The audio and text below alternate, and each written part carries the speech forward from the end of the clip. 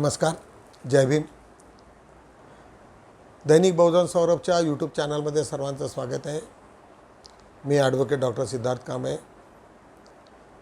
संपादक दैनिक बहुजन सौरभ। सर्वांचं लक्ष उद्याच्या इलेक्शनच्या मतमोजणीवरती आहे। फक्त 24 तास उरलेले आहेत। ज्या सर्व गोदी मीडियानी जे काही सर्वेचे रिपोर्ट्स दिलेले आहेत ते अत्यंत धक्कादायी आहेत आणि जे मोदी यांनी अमित शहानी जे फिगर दिलेले आहेत त्याच यांनी पुन्हा दिलेले आहेत। याचा अर्थ हा काहीतरी एक सेटिंग असण्याचा काहीतरी प्रोग्राम होता। काँग्रेसने मात्र ते सर्व फेटाळून लावलं आणि त्यांनी प्रत्येक आपल्या विभागातल्या जेवढ्या स्टेटचे प्रमुख होते त्यांच्याशी बोलणं केलं आणि त्यांनी सांगितलं हे अजिबात सत्य नाही। हेच नाही तर एक महत्त्वाची अत्यंत महत्त्वाची बातमी म्हणजे अमित शहानी सर्व जिल्हाधिकारी यांना फोन केला आणि काय हे झाले की त्यांना फेवर पाहिजे की काय हे अजून कळू शकला नाही। सांगायचं म्हणजे इलेक्शनमध्ये कुठल्यातरी कलेक्टरना फोन करणं एक अत्यंत दुःखदायी बाब आहे आणि असं काँग्रेसने असा दावा केलेला आहे की अशी कोणती हे आली। हेच नाही तर इलेक्शनचे रिझल्ट येण्याच्या आधीच त्यांच्या सर्व पुढच्या कार्यक्रमाची तयारी होऊन गेलेली दिसते आहे। अशा पद्धतीचे हे दोन्ही व्हिडिओ तुम्हाला आम्ही दाखवू, याच्यावरनं तुम्हाला लक्षात येईल की काय सुरू आहे तिथे।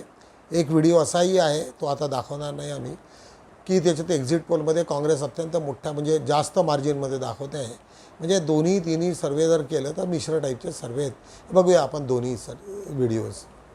20 अप्रैल से शुरू हुआ जो मतदान 1 जून को 7वें चरण का मतदान खत्म हो गया, जिसके बाद तमाम एग्जिट पोल्स आए जिसमें एनडीए और बीजेपी की सरकार बनती हुई दिखाई दी गई। लेकिन जब 4 जून को गिनती होनी है, मतगणना होनी है और नतीजे सामने आने हैं, क्या तीसरी बार प्रधानमंत्री मोदी प्रधानमंत्री बनेंगे या फिर इस बार विपक्ष बाजी मार लेगा। लेकिन उससे पहले 3 तारीख को चुनाव आयोग ने एक प्रेस कॉन्फ्रेंस करने का ऐलान किया, जिसके बाद से सभी पार्टियों में हड़कंप मचा है कि आखिरकार ऐसा चुनाव आयोग ने क्यों किया, क्योंकि इससे पहले इतिहास में कभी ऐसा नहीं हुआ कि जिस दिन मतगणना होनी हो उससे ठीक एक दिन पहले या फिर चुनाव खत्म होने के बाद चुनाव आयोग कोई प्रेस कॉन्फ्रेंस करता हो। इससे पहले ऐसा होता था कि मान लिया एक चरण का मतदान हुआ, उसके बाद इलेक्शन कमीशन एक प्रेस कॉन्फ्रेंस करता था, उसमें बताता था कि क्या कुछ इस चरण में मतदान हुआ, कितना मतदान हुआ, क्या कुछ घटनाएं घटी, ये सब चीजें करता था। लेकिन इस बार चुनाव आयोग ने इतिहास बदलते हुए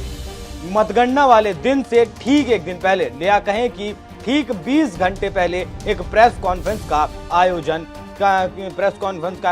इलेक्शन कमीशन करने वाला है। आपको ये भी बता दूं कि 2 जून को बीजेपी के तमाम बड़े नेता चुनाव आयोग में पहुंचे थे और विपक्ष के कांग्रेस के तमाम नेता भी चुनाव आयोग से मुलाकात करने पहुंचे थे। विपक्ष की तरफ से चुनाव आयोग पर कई तरीके के आरोप चुनाव शुरू होने से पहले भी लगाए गए और बीच चुनाव में भी लगाए गए, जैसे कि ईवीएम को हैक करना, ईवीएम से प्रधानमंत्री मोदी चुनाव जीतते हैं, ईवीएम में गड़बड़ियां हो सकती हैं। इस तरीके के तमाम आरोप विपक्ष की तरफ से इलेक्शन कमीशन पर लगाए गए हैं। वहीं 1 जून को कांग्रेस अध्यक्ष मल्लिकार्जुन खड़गे के घर पर विपक्ष के नेताओं की बैठक भी हुई थी, जिसमें यह तय किया गया कि जो विपक्षी पार्टियों के पोलिंग एजेंट्स होंगे वो आखिरी वक्त तक वहां सेंटर पर रुकेंगे जहां मतगणना चल रही है, और अगर जिस वक्त वीवीपैट की पर्चियों की और ईवीएम मशीनों में जो वोटिंग हुई है उनकी जब गिनती होगी उस वक्त भी मौजूद रहेंगे, और उसमें अगर कोई गड़बड़ी पाई जाती है,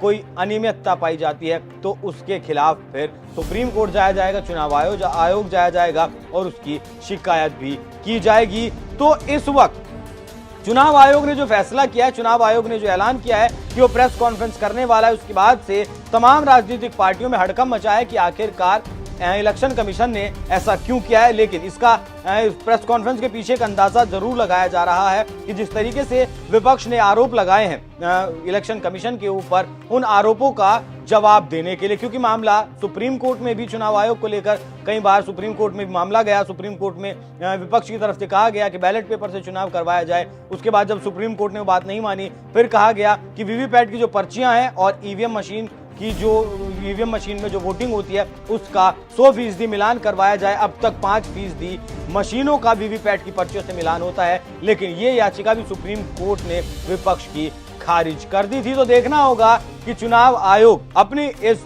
प्रेस वार्ता में क्या कुछ निर्देश देता है या फिर कुछ बड़ा फैसला करता है, कोई बड़ा ऐलान करता है। जाते जाते सुनिए कांग्रेस नेता जयराम रमेश ने किस तरीके से चुनाव आयोग पर आरोप लगाए थे। तो ये सब धमकी की एक रणनीति है इनकी, एक डर फैला रहे हैं, एक मनोवैज्ञानिक खेल खेला जा रहा है कि हम सत्ता में वापस आ रहे हैं। तो 4 तारीख को निष्पक्ष तरीके से काउंटिंग होना जरूरी है। आज कांग्रेस अध्यक्ष और राहुल जी ने हमारे उम्मीदवारों के साथ बातचीत की, एक चेकलिस्ट सभी उम्मीदवारों के पास है। आज सुबह हमारे कोषाध्यक्ष ने एक मुद्दा उठाया काउंटिंग एजेंट को लेकर, और इलेक्शन आयोग से कुछ ही समय के अंदर एक स्पष्टीकरण भी आया। पर सवाल यह है कि शक कैसे पैदा हुआ। जो हमारे ट्रेजरर अजय माकन ने मुद्दा उठाया था वो सही था, अगर वो नहीं उठाए होते तो ये स्पष्टीकरण भी नहीं आता। लोकसभा चुनाव 2024 संपन्न हो गया है। अब सभी की निगाह 4 जून पर है। 4 जून को मतों की गणना होना है और इस दिन साफ हो जाएगा कि देश पर कौन दल राज करने वाला है। अभी एग्जिट पोल आ गए हैं और एग्जिट पोल आने के बाद नतीजे भारतीय जनता पार्टी एनडीए और मोदी शाह के पक्ष में जाते बताए गए हैं। एग्जिट पोल पर विपक्ष बिल्कुल विश्वास नहीं कर रहा है। वो कह रहा है कि यह सब कुछ भरमाने वाला क्रम है, उपक्रम है।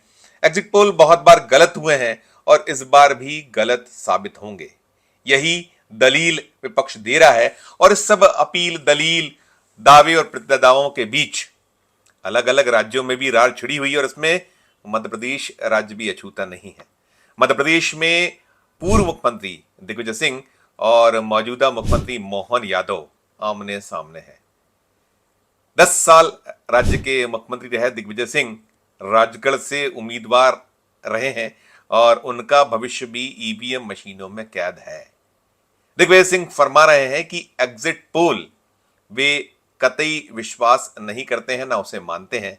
जो आया है वो एक प्रबंधन का हिस्सा। उन्होंने राजगढ़ को लेकर तो कह दिया है कि राजगढ़ 3 जिलों में बटा क्षेत्र है। राजगढ़ स्वयं एक जिला है, इसके अलावा गुना और तीसरा है आगर मालवा। एक दिन में इन 3 जिलों में मतदाताओं की थाह ले लेना आसान नहीं है और वो ये भी कह रहे हैं कि कम से कम 100 जो एग्जिट पोल को नापने या वो मतदाताओं के मन की थाह लेने के लिए लोग चाहिए होंगे और हमने तो ना देखा है ना पाया है। और दिग्विजय सिंह ने तो ये भी दावा किया है कि राजगढ़ एग्जिट पोल, जितने भी जो एजेंसीज हैं जिन्होंने एग्जिट पोल दिए उसमें राजगढ़ शामिल ही नहीं है। और जो दिग्विजय सिंह की शैली है, अंदाज है, उसी शैली में वो ये भी अपने जो फॉलोअर्स हैं, कार्यकर्ता हैं कांग्रेस के, उनको कह रहे हैं कि आपने पूरे चुनाव में जमकर मेहनत की है, जमकर किला लड़ाया और आप ही के भरोसे राजगढ़ में मैं चुनाव लड़ा हूं या ना दिग्विजय सिंह चुनाव लड़े हैं और कांग्रेस ने जमकर मेहनत की है। तो इस मेहनत को जाया न जाने दीजिएगा, क्योंकि एग्जिट पोल तो हुआ ही नहीं है बकौल दिग्विजय सिंह। तो अब आपको अतिरिक्त सतर्कता, अतिरिक्त एक एहतियात बरतने की आवश्यकता है। जब 4 जून को मतगणना होगी तो ये उसी को प्रभावित करने के लिए सब कुछ हो रहा है और वे कह रहे हैं कि आपको अब बहुत ज़्यादा सावधानी बरतना है, बहुत ज़्यादा ध्यान रखना है, क्योंकि जो कुछ हेरफेर मतगणना में होता है वो हिस्सा भी इसमें शामिल होता है। एग्जिट पोल कहीं ना कहीं उसका भी अंग होता है कि एक हवा बनाना है और जब आप उस मतगणना स्थल पर निराश होंगे, हताश होंगे तो ये उत्साहित होंगे और जो बेईमानी हो सकती है वो बेईमानी होगी। तो लिहाजा जो पोलिंग एजेंट हैं जिन्हें बनाया गया वे ज्यादा सतर्कता बरतें और तब तक अपनी टेबल को ना छोड़ें जब तक कि फाइनल रिजल्ट ना आ जाए। उधर मध्य प्रदेश के मुख्यमंत्री मोहन यादव तो यही फरमा रहे हैं कि हार तो पहले से ही सुनिश्चित थी, अब वो कुछ औपचारिकताएं बची हैं। एग्जिट पोल ने दिखाया, बतला दिया है कि अब की बार भारतीय जनता पार्टी एनडीए 400 पार और वैसा कुछ नतीजा आ रहा है, हो रहा है। और तमाम जो इस एग्जिट पोल के पक्ष हैं उन्हें गिनाते हुए यही कह रहे हैं कि हम तो पहले ही कहते थे कि जब फाइनली चुनाव के नतीजे आएंगे तो यही रोना रोया जाएगा कि ईवीएम का दोष था, ईवीएम मैनेज थी, बेईमानी हो गई। तो वही कुछ दृश्य अभी से बन गया है। दिग्विजय सिंह जो कह रहे हैं वो कुछ उसी का हिस्सा है, अंग है, अंश है। लेकिन हाँ, रार छिड़ी हुई है, रार पूरे देश में छिड़ी हुई है। एग्जिट पोल को विपक्ष सिरे से खारिज कर रहा है। कल भी जब शाम को एग्जिट पोल आने का क्रम शुरू हुआ था और देर शाम तक आते रहे थे, तो कांग्रेस के नेताओं की ओर से एक के बाद एक एक्स आए थे।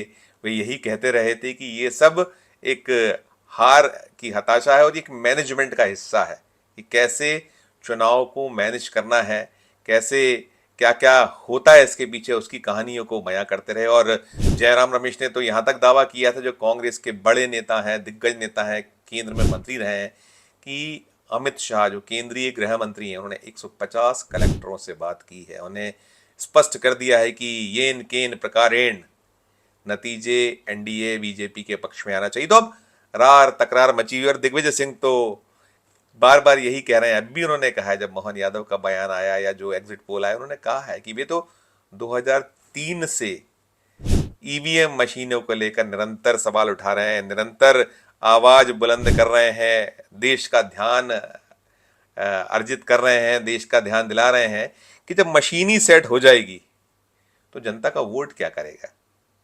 जनता का वोट तो, और मशीन सेट होने के बाद कुछ बनती नहीं बात। ईवीएम तो मशीन है और मशीन सेट हो जाए तो फिर वोट तो वहीं जाएगा जहां ईवीएम चाहेगी। तो भले ही ये सब कुछ हो गया है, ऐसा सब कुछ अगर कहीं कर भी लिया गया है, तो सतर्कता बरतनी है कांग्रेस के नेताओं को, कांग्रेस के जो किला लढाने वाले शेर कार्यकर्ता है राहुल गांधी। नेहमीप्रमाणे बुद्धाच्या सिरियलमधनं आम्ही एक क्लिप दाखवणार आहोत। सिद्धार्थ आलारकलांच्या नंतर पुन्हा तिथे ते आपला प्रवास सुरू असतो। 2 गुरु झालेले असतात। त्याच्यानंतर त्यांनी अत्यंत निराशाजनक याच्यातनं की बाबा मी काय करतो आणि मला कधी सत्याचा शोध लागेल याच्यात असताना त्यांचं लक्ष एक 2-3 मुनींकडे गेलं। पांढरे वस्त्र घातलेले त्या लोकांना तो विचारतोय। ते सांगतात की महावीरांचे आम्ही शिष्य आहोत आणि इथे आम्ही, तुम्ही कशाला इथे बसलेला। ते म्हणाले की आमच्या शरीराला जोपर्यंत आम्ही तपवत नाही पूर्णपणे, त्याच्यातनं तोपर्यंत आमचा अहंकार जाणार नाही आणि आम्हाला सत्याचा परिचय होणार नाही। त्याच्यावरती अनेक वादावाद होते। त्याच्यानंतर प्रश्न विचारतात आणि सिद्धार्थ म्हणतोय की मी अनेक हे केलेलं आहे, अनेक अध्ययन केलेलं आहे, परंतु शरीराला तपवण्याचं हे मात्र मी अजूनपर्यंत केलेलं नाही। आणि त्याच्यामुळे ते त्याला म्हणतात की बाबा ठीक आहे, आपण आता याच्यातनं हेही करू असं म्हणून मग त्याच्या मार्गाला लागतात। एक सुंदर संवाद एक जैन मुनी आणि सिद्धार्थामध्ये हा त्या काळात आहे। याच्यावरनं एक सिद्ध होतं की जैन मुनी म्हणजे महावीर हे बहुधा तेवढ्यातल्या समकालीन असतील। एक 10-20 वर्षाचा फरक असू शकेल, अशातली स्थिती आहे। बघूया, आपला हा व्हिडिओ तुम्हाला निश्चितच आवडेल बुद्धा या सिरियलमधनं।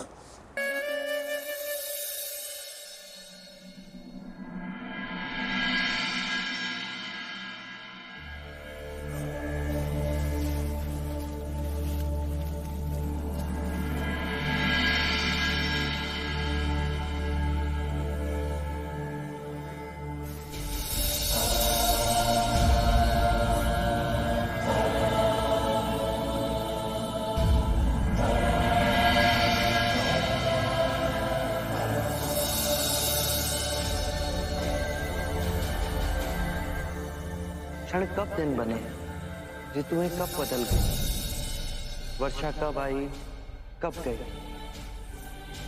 3 वर्ष बीत गए कपिलवस्तु का त्याग की। उस मुक्ति की साधना में, इस तपश्चर्या के पश्चात मैं अब भी परम सत्य से इतना दूर। क्या मेरे प्रश्नों का कोई प्रति उत्तर नहीं मिलेगा? क्या मेरी खोज ही असत्य थी?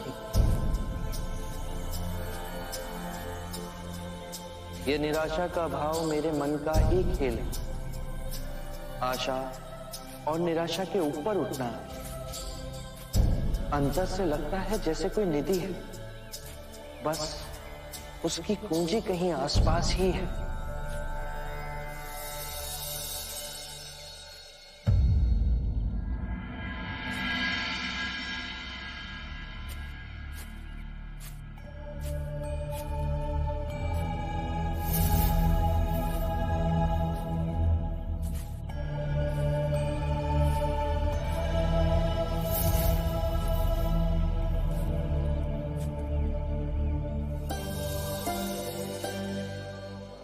तुम्हारी जिज्ञासा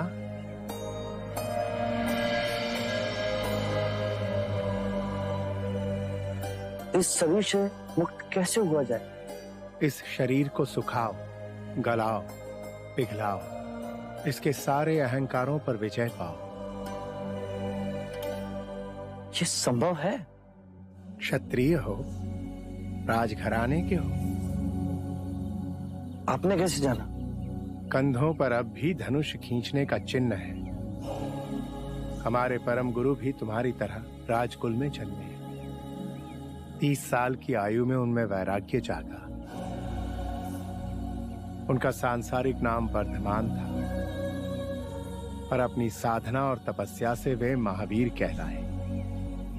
12 साल तक वो गृह त्याग कर अपने शरीर को तपाते रहे, अपनी हर कामनाओं को उपेक्षित किया। फिर वो शांत हो गए, स्थिर हो गए। उन्होंने क्या पाया? केवल जाना कि आत्मा शाश्वत है। समय का कोई भी बंधन उसे बांध नहीं सकता, पर उसके चारों ओर कर्म के कण उसे अस्थिर कर रहे हैं। कर्म के चक्र से आत्मा को मुक्त करना है। अहिंसा इतनी पूर्ण हो कि मन में अहिंसक विचारों का भी स्थान न रहे। सत्य का इतना गहन पालन हो कि कोई भी प्रलोभन सिर्फ शमशान की राख लगे। ना चोरी कर, किसी के अनुभव की भी नहीं, और ब्रह्मचर्य का पालन इतना कठोर हो कि कोई भी शरीर की इंद्रियों को जगा न सके। सुखा दो हर उस कामना को जो शरीर की इंद्रियों से जागृत होती हो। इतने स्थिर हो जाओ कि मोक्ष की कामना भी समाप्त हो जाए। नीति नीति नीति। सत्य ये नहीं, ये भी नहीं, वो भी नहीं। परम सत्य के मार्ग पे मैं पूर्व के सारे ज्ञानों को नकारात्मक करता रहा। मैंने सब मार्ग सहज ही चुने, परंतु ये मार्ग मुझसे अछूता ही रह गया। ये ज्ञान आपने मुझे दिया, परम धन्यवाद आपका। यदि लकड़ी गीली हो तो उसमें आग सहज नहीं लगती।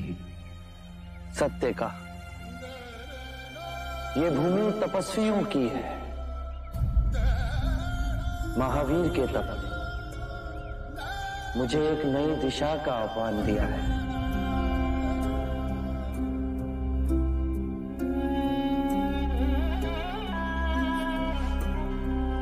रोजप्रमाणे दैनिक बहुजन सौरभचा आज आढावा घेऊया। एक्झिट पोलवर विश्वास नाही, काँग्रेसचे मल्लिकार्जुन खरगे यांनी सांगितलेली ती यांची बातमी आज आम्ही पान 1 वरती लावलेली आहे। आफ्रिकन नॅशनल काँग्रेसने 30 वर्ष गमावले बहुमत, 30 वर्षांनी गमावले बहुमत। तुम्हाला माहिती आहे की नेल्सन मंडेलांनी याची स्थापना केलेली होती आणि त्याच्या 30 वर्षापासून त्यांचं राज्य होतं। 99% तिथे आता व्होटिंग झालं आणि त्याच्यामध्ये त्यांचं बहुमत हे गेलं। जोहान्सबर्ग तिथे साऊथ आफ्रिकाची ही बातमी आहे। याच्या शेजारी जमिनीखालील 80 वर्षापूर्वीचे एक रहस्य उघडकीस आलं। एक मुंबईची बातमी आहे। तिकडे एक खोदकाम करत होते एक पुरातन याच्यात आणि तिथे मोठ्या संख्येत डेड बॉडीज सापडल्या। तिथे याच्यामध्ये असं सांगतात की त्यावेळेस पुरातनाच्या याच्यातनं 1937मध्ये जेव्हा तिथे जर्मनीमध्ये मोठ्या प्रमाणामध्ये लोकांची हिंसा झाली, त्यावेळेस काही लोकांचे सामूहिक तिथे दफन करण्यात आलेले आहे। ती बहुधा तेच अवशेष असू शकतील। सिक्कीममध्ये भाजपाला धोबी पछाड, सिक्कीममध्ये भाजपाचा सपाट झाला। तिथे राज्यसभे आपल्या याचे विधानसभेचे इलेक्शन झाले, त्याच्यामध्ये त्यांना अत्यंत पराभव झाला आहे। कर्नाटका सेक्स स्कॅन्डल प्रकरणी प्रज्वल रेवन्नाकडून SITच्या प्रश्नावर उडाउडीचे उत्तर आहे. तुम्हाला माहिती आहे की प्रज्वल रेवन्ना हे याच्यातनं ते बाहेर पळून गेले होते, पण पुन्हा येऊन त्यांनी पुन्हा सरेंडर केलं आणि त्यांना जे प्रश्न SITनी प्रश्न केले त्याच्यावरती प्रॉपर उत्तर दिलेली नाही. अमेठी रायबरेलीतील कोण जिंकणार? तुम्हा सर्व लोकांना माहिती आहे की सर्वांचं लक्ष अमेठीवर रायबरेलीत आहे आणि त्याच्यामुळं त्याच्यावरती खूप सारं प्रकरण म्हणजे सर्वांचं त्याच्यावरती लक्ष आहे. ललित मोदींच्या कुटुंबातील संपत्तीवरून कलह. 11,000 कोटीची संपत्ती आज त्यांची आहे. जे काही त्यांनी कमवलं, कोणत्या मार्गाने कमवलं ते त्यांनाच माहिती आहे, परंतु त्यांच्या फॅमिलीमध्ये मोठ्या प्रमाणामध्ये प्रॉपर्टीचा वाद निर्माण झाल्याचं सांगितलं. एका दुसऱ्यावरती मारपीट सुरू झालेली आहे अशी ती बातमी आहे. HMT तांदूळांचा जो मेन ज्यांचा संशोधक होता दादाजी खोब्रागडे हे चंद्रपूरचे आणि त्यांच्या नावाने एक मोठा मंगल परिणय दिनाच्या हार्दिक शुभेच्छा. समस्त कांबळे परिवार, प्रियजन आणि निर्वाण डेंटल क्लिनिक तर्फे मंगलकामना. चिल्ड्रन पॅराडाईजची एक जाहिरात आहे. आमचे मित्र डॉक्टर मनीष वानकडे यांच्या जन्मदिनानिमित्त खूप खूप शुभेच्छा. त्यांचे शुभचिंतकांची मोठी लिस्ट आम्ही आज छापलेली आहे. विमानाला हादरे, 12 प्रवासी जखमी एका इंटरनॅशनल फ्लाईटला.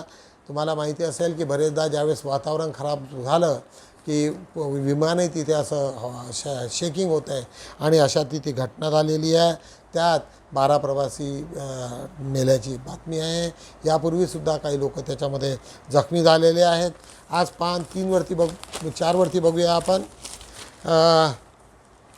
त्यागमूर्ती रमाई म्हणजे महामानव डॉक्टर बाबासाहेब आंबेडकरांची सावली. भरंत नागदीपनकर आमचे डायरेक्टर या एका वर्कशॉपमध्ये होते. कामठीच्या इथे त्यांची सभा झाली, त्याच्यावर त्यांनी ते विधान केलेलं आहे. त्याच्याच बाजूला लोककला सेवा मंडळाच्या महिला सचिवपदी माधुरी चौरघडे यांची ती बातमी आम्ही दिलेली आहे. राष्ट्रीय बौद्ध महासभेचे माता रमाईला अभिवादन.